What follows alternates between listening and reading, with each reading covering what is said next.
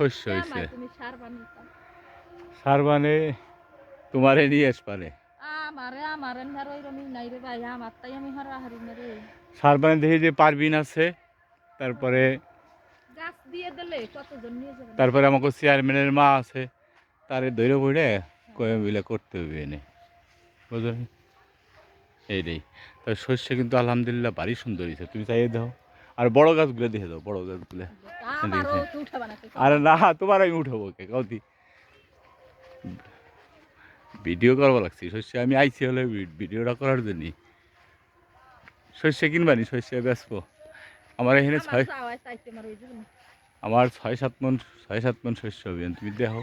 আমার ওই জায়গা হইছে না, আমার ওই জায়গাতে তোমার জায়গা এখানে হয়েছে, তবে আমার মতো এরকম ভালো হয়েছে নাকি?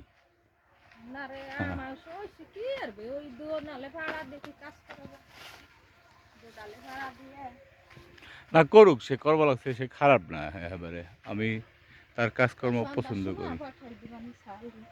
ভাবছি কি ভাবছি কি চলে যাবো বাই ঢাকায় যে কিছু ব্যবসা বাণিজ্য করবো, আর এদিকে কিছু পেঁয়াজ লাগাবো, আর এরকম এখন শস্যের বউ বাল থাকবে। আরে বউ বাল দরকার আর টাকা করবো না, এই যে এই পোলাপানের পরীক্ষা হয়ে গেলি ভরা, বুঝছো? তারপরে একটা হ্যাঁ আমি দেখাই দেবানে, আমি বুঝাই দেবানে। হ্যাঁ তোমার এই ছালটারে মেকানিক পড়াইও বাল।